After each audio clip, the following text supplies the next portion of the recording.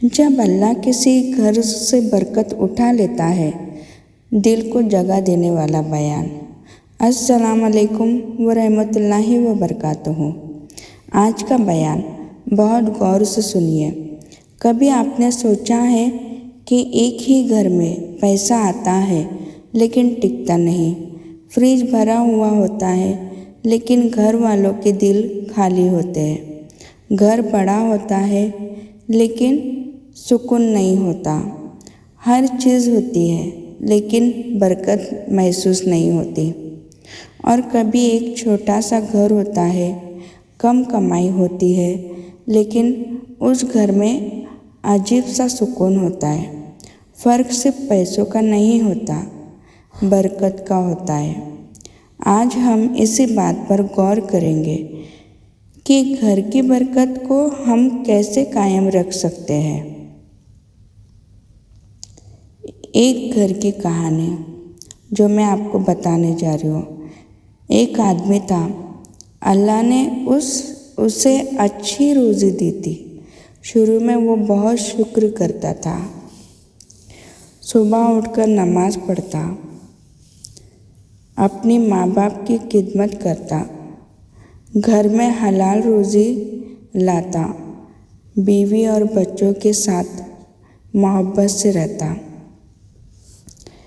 घर छोटा था लेकिन सबके चेहरों पर मुस्कुराहट थी। फिर वक्त बदला, उसकी कमाई बढ़ने लगी। पहले जो चीज़ ज़रूरत थी अब शौक़ बन गई। जो चीज़ शौक़ थी वो धीरे धीरे दिखावा बन गई। उसने सोचा, अब मेरे पास पैसा है, मुझे किसी की ज़रूरत नहीं। धीरे धीरे नमाज में सुस्ती होने लगी। माँ बाप की बात बुरी लगने लगी। घर में हर वक्त झगड़े होने लगे। बच्चे भी बात नहीं मानते। पैसा पहले से ज़्यादा था लेकिन सुकून पहले से कम था। एक दिन उसकी माँ ने कहा, बेटा, तुम्हारे घर में सब कुछ है लेकिन पहले जैसी बरकत नहीं है। बेटा हंसकर बोला, अम्मी, बरकत क्या होती है? पैसा तो पहले से ज़्यादा है। माँ चुप हो गई। चुप होने के बाद एक दिन सब कुछ बदल गया। कुछ ही वक्त बाद उस आदमी का काम रुकने लगा। जहाँ से पैसा आ रहा था वहाँ से आना कम हो गया। खर्च बढ़ते गए। घर के अंदर टेंशन बढ़ती गई। झगड़े होने लगे। उसने बहुत जगह कोशिश की लेकिन कोई रास्ता नज़र नहीं आ रहा था। एक रात वो अकेला बैठा था। उसने अपने घर को देखा।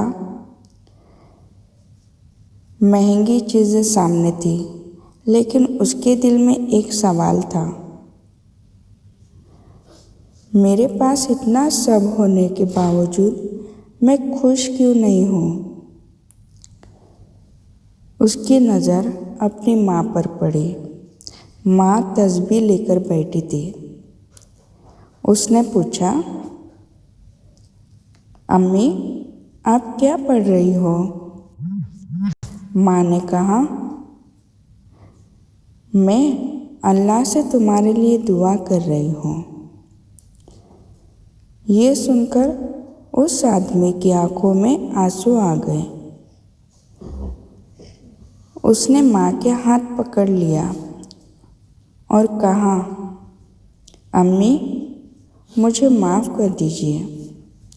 माँ ने कहा, बेटा, मुझे नहीं, अल्लाह से माफ़ी मांगो। यहाँ से ज़िंदगी बदलती है। उस रात उसने अपनी ज़िंदगी के बारे में सोचा। उसने अपनी गलतियों पर तौबा की, नमाज की तरफ लौटने का फैसला किया, अपने माँ बाप की इज्जत करने लगा। घर में कुरान की तिलावत होने लगी। बीवी और बच्चों से मोहब्बत से बात करने लगा। और सबसे बड़ी बात, उसने समझ लिया कि सिर्फ ज़्यादा पैसा होना कामयाबी नहीं है। कामयाबी ये है कि अल्लाह उस रोज़ी में बरकत दे। आप अपने घर को देखिए। आज हम सबको अपने अपने घर के बारे में सोचना चाहिए। क्या हमारे घर में नमाज की पाबंदी है? क्या घर में एक दूसरे से मोहब्बत से बात होती है? क्या माँ बाप की इज्जत होती है? क्या हम अपनी रोज़ी हलाल रखने की कोशिश करते हैं? क्या हम अल्लाह की नेमतों का शुक्र अदा करते हैं? क्या घर में हर वक्त शिकायत और लड़ाई रहती है? अगर कोई कमी है तो महसूस मत होइए। अल्लाह की तरफ लौटने का दरवाज़ा हमेशा खुला है।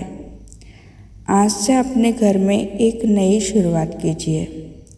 नमाज की पाबंदी कीजिए, अल्लाह का जिक्र कीजिए, हलाल रोज़ी की कोशिश कीजिए, माँ बाप की खिदमत कीजिए, अपने घर वालों को माफ़ कीजिए और अल्लाह से बरकत मांगिए।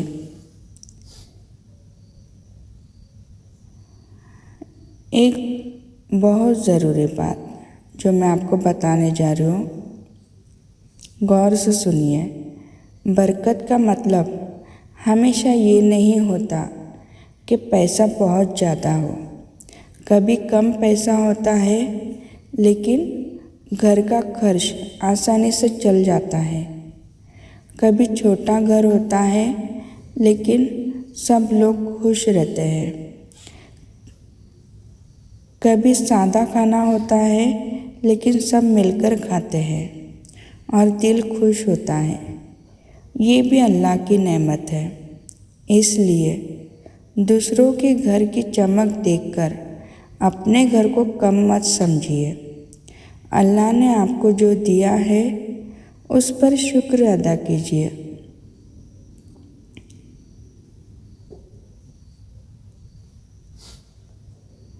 अगर आप ये बयान लाइव सुन रहे हैं तो दिल से दुआ कीजिए, या अल्लाह हमारे घरों में सुकून अता फरमा, हमारी हलाल रोज़ी में बरकत अता फरमा, हमारे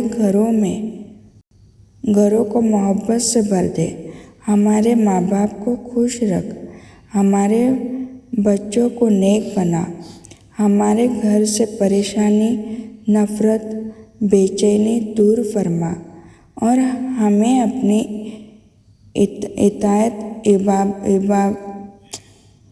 इबादत में बना। जो लोग ये दुआ सुन रहे हैं तो दिल से कमेंट में आमीन लिखिए और इस बयान को उन लोगों तक ज़रूर पहुंचाइए जिनके घर में इस वक्त परेशानी चल रही है। हो सकता है आपकी एक शेयर किसी के दिल को अल्लाह की तरफ लौटने का सबब बन जाए। अल्लाह हम सब के घरों में सुकून, मोहब्बत और हलाल रोज़ी की बरकत अता फरमाए। आमीन या रब्बुल आलमीन।